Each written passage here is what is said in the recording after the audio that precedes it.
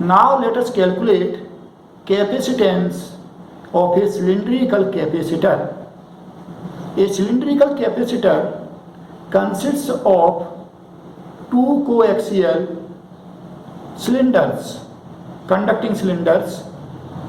Inner cylinder, it is solid or hollow, and outer cylinder, it is hollow one.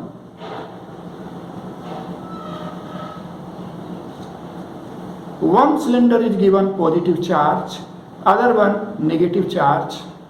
Then this capacitor becomes charged and there is electric field between its plates.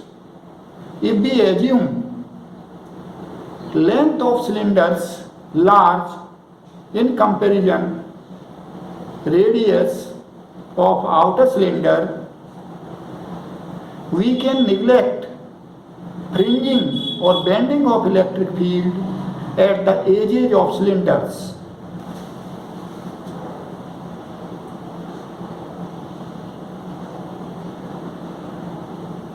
So a cylindrical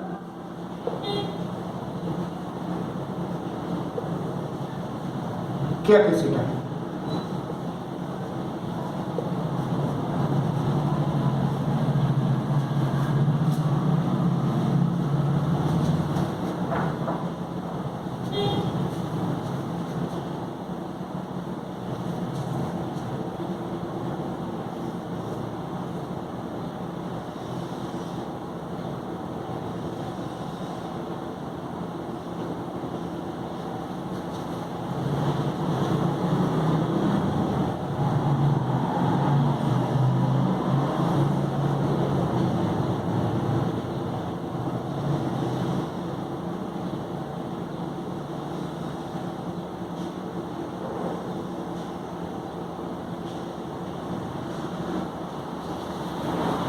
So there are two cylinders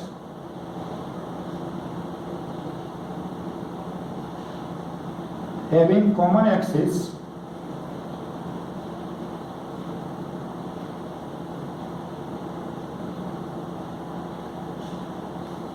Radius of inner cylinder is A and radius of outer cylinder is B. Inner cylinder is given plus Q charge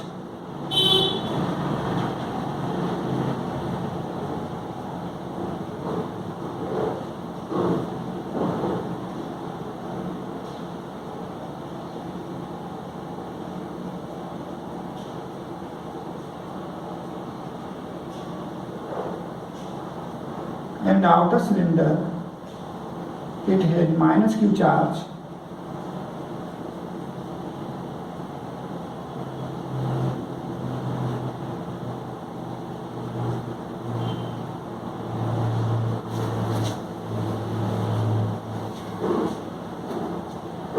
These two cylinders, conducting cylinders, of course they are coaxial, form a cylindrical capacitor.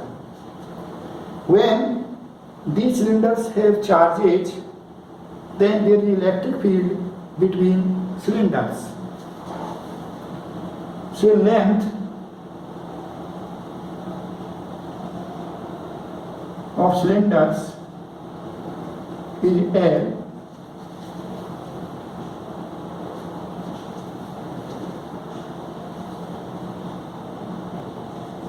We assume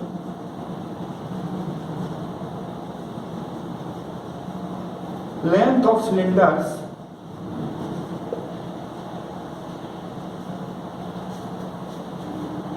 large, then radius of outer cylinder,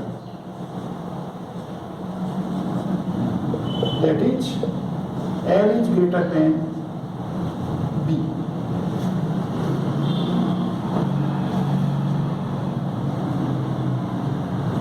In this case,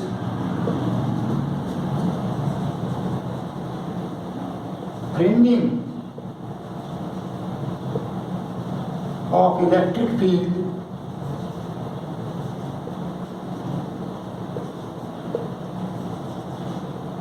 at the edges of the cylinder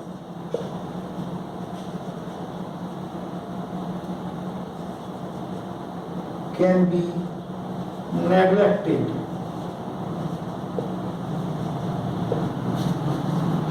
To calculate electric field between cylinders, let us draw a Gaussian surface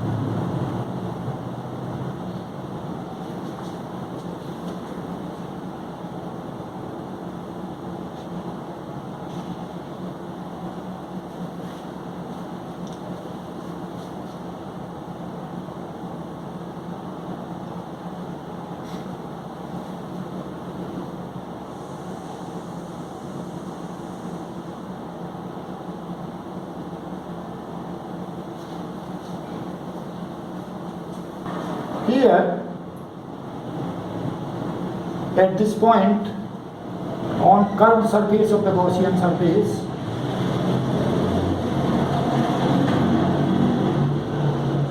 electric field, you can see it is pointing radially outward, and if you consider here area element around this point, it also points along same direction. dA vector, E vector, they are in same direction. If you consider point here, so area vector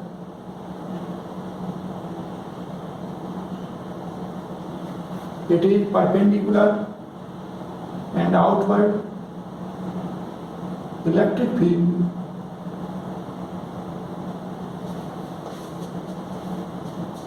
it is radially outward. If we consider a point here,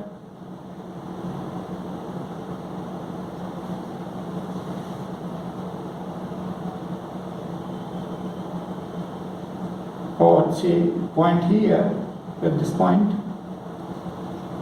here area vector perpendicular to the surface and outward, and electric field radially outward. So you can see electric field it is skimming the upper circular plate surface and also at lower circular plate surface. That is, there is no electric flux through upper and lower circular plate surfaces of the Gaussian surface. Only there is flux through the curved part of the Gaussian surface. So electric flux.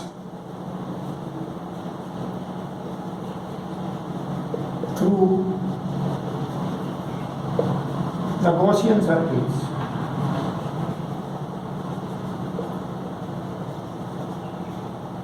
Phi is equal to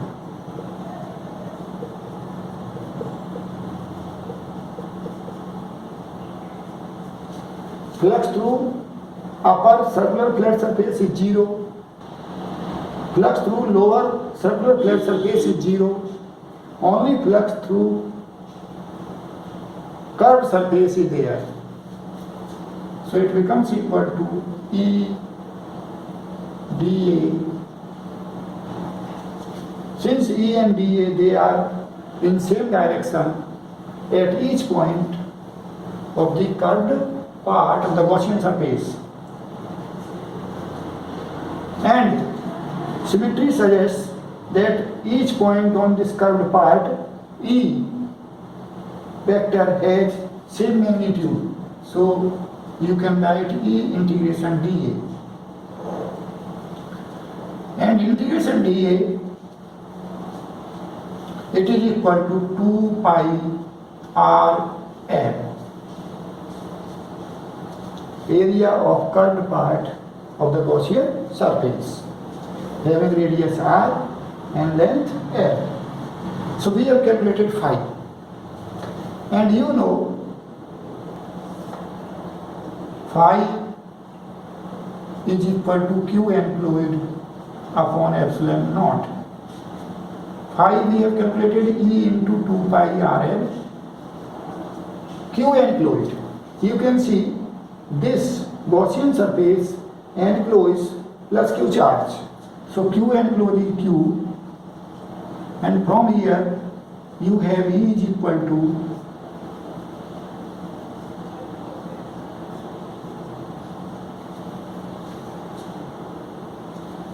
one upon 2 pi epsilon naught Q upon R L. Once we have calculated electric field between capacitor plates, then we can find potential difference between the plates. To calculate potential difference, consider 2 points on plates of the capacitor. Say this point is I and this point is F.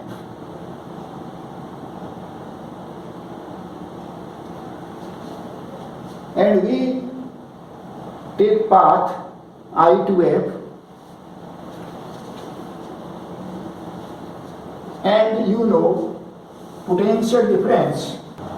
You know potential difference between points I and F, Vf minus Vi is equal to minus integration I to F E dot ds.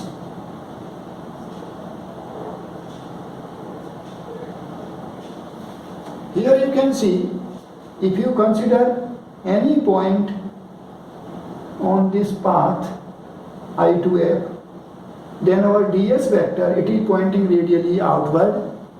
Electric field vector is also pointing radially outward. Moreover, here ds vector, it can be replaced by dr vector. So we have E vector dot dr vector. E vector and dr vector, they are in same direction. So E dr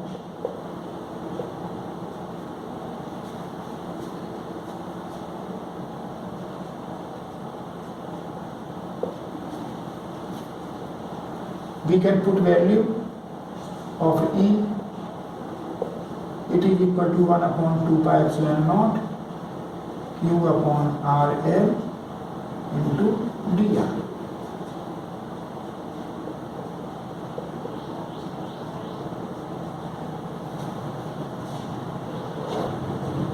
You can see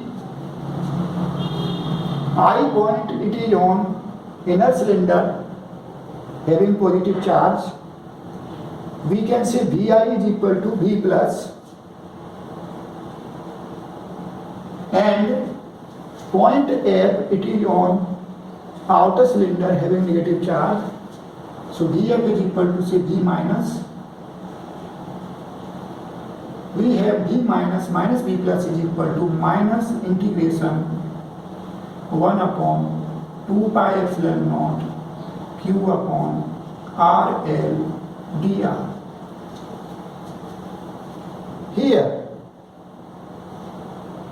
point I, it is a distance away from the axis, point F, it is b distance away from the axis. So integration limits are a to b. Multiply by minus sign on both sides, we have v plus minus v minus is equal to integration a to b 1 upon 2 pi epsilon naught q upon RL dr.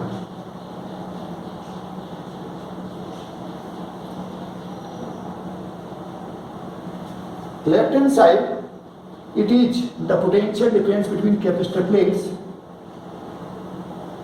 which is denoted by V. So V is equal to 1 upon 2 pi epsilon naught q upon L integration 1 upon R dr. Limits a to b.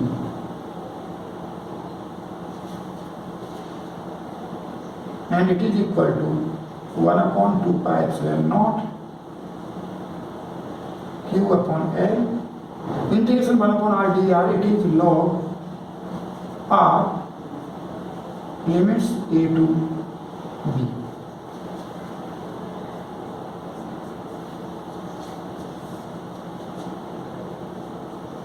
So we have V is equal to 1 upon 2 pi epsilon naught q upon L ln b minus ln a.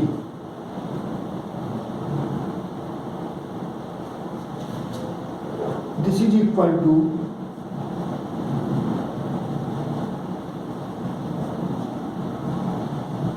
log b upon a.